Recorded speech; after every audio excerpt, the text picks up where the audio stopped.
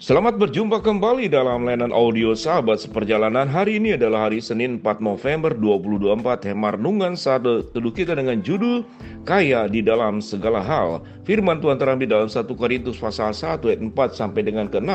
Aku senantiasa mengucap syukur kepada Allahku karena kamu atas kasih karunia Allah yang dianugerahkannya kepadamu dalam Kristus Yesus. Sebab di dalam Dia kamu telah menjadi kaya dalam segala hal, dalam segala macam perkataan, segala macam pengetahuan, sesuai dengan kesaksian tentang Kristus yang telah diteguhkan di antara kamu. Demikianlah kamu tidak kekurangan dalam segala suatu karunia apapun sementara kamu menantikan penyataan Tuhan kita Yesus Kristus. Mari kita berdoa. Bapa yang di dalam surga, biarlah kami menjadi orang-orang kaya sebagaimana kebenaran firman Tuhan. Dalam nama Tuhan Yesus kami berdoa, amin. Shalom sahabat seperjalanan yang dikasihi Tuhan. Kalau berbicara kepada anak-anak, cita-cita apa tatkala engkau dewasa? Yaitu salah satunya pasti ingin menjadi orang kaya, ingin menjadi pengusaha. Itu seringkali diucapkan. Dan itu tidak hanya buat anak-anak yang masih punya mimpi yang besar, termasuk kita semua. Kita ingin menjadi orang kaya, karena dengan kekayaan kita sangat dipermudah dalam banyak kehidupan. Dan seringkali kekayaan juga identik dengan kebahagiaan. Mungkin bagi mereka yang hanya memikirkan uang buat dirinya sendiri, itulah kebahagiaannya. Tapi buat orang-orang baik, tatkala dia menjadi kaya, itu juga kebahagiaannya. Karena orang-orang baik, tatkala kaya, dia berpikir bagaimana dengan kekayaannya dia bisa membantu orang-orang yang membutuhkan.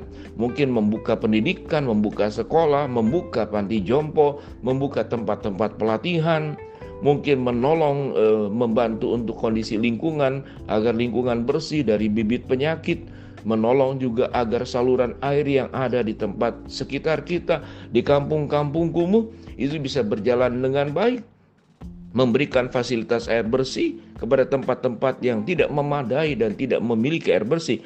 Betapa mulianya kalau seorang itu kemudian menjadi kaya dan dia tahu dengan jelas bagaimana menggunakannya.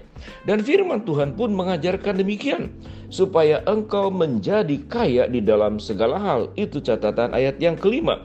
Sebab di dalam Dia kamu telah menjadi kaya di dalam segala hal. Dalam apa saja?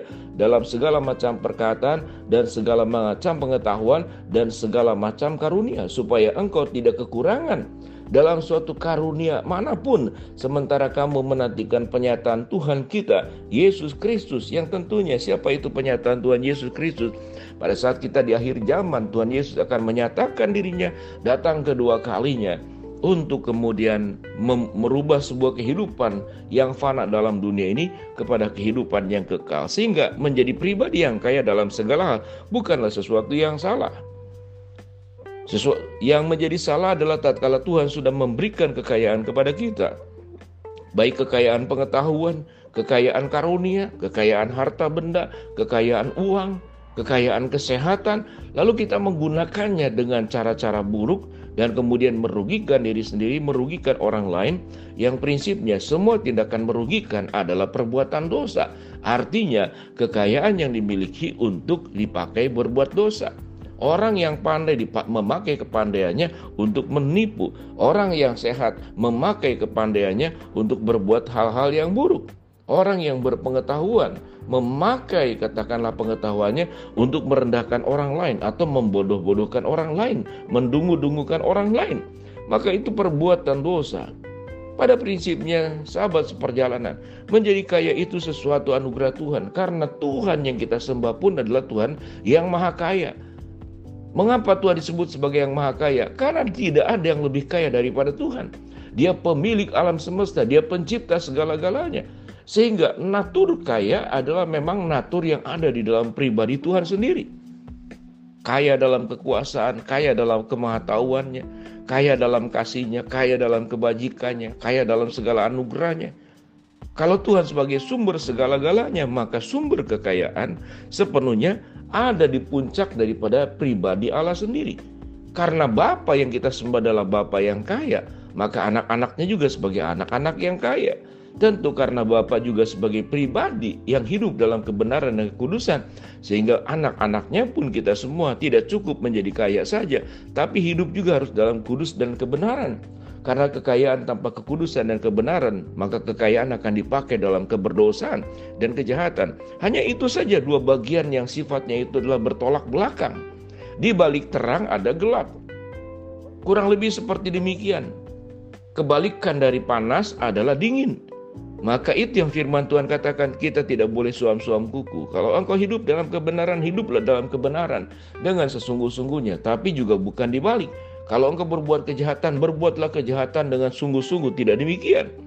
Tapi itu adalah sebuah perbandingan untuk menyatakan bahwa tatkala kita mengikut Tuhan, maka kita harus mengikut Tuhan dengan sepenuh hati, dengan segenap hati, dengan segenap jiwa, dengan segenap akal budi, dengan segenap kekuatan, dengan kesungguhan, dengan ketulusan, dengan kemurnian, yang selalu di saat-saat kita melakukan segala sesuatu kita berdoa kepada Allah seperti pemazmur, ya Tuhan, ujilah hatiku, ujilah perasaanku, ujilah pikiranku, supaya aku tidak menyimpang ke kanan dan ke kiri.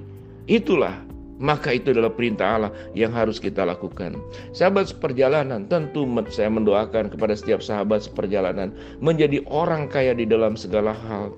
Kita diberikan kesehatan sehingga kaya di dalam kesehatan, kita dijauhkan daripada segala penyakit. Kita diberikan kekayaan dalam hikmat bijaksana sehingga tatkala menghadapi segala persoalan kita mampu memutuskan, kita mampu kemudian bersikap dengan bijaksana dan dewasa. Saya juga mendoakan agar setiap sahabat seperjalanan diberi kekayaan secara finansial, kelancaran secara ekonomi, tidak berkekurangan suatu apapun. Mendoakan juga agar yang paling utama diberikan kekayaan, yaitu hati yang baik, hati yang tulus, hati yang murah hati, sebuah kehidupan yang bercita-cita dan ingin melakukan kehendak Allah sebagai pusat daripada tujuan hidup dan fokus daripada tujuan hidup.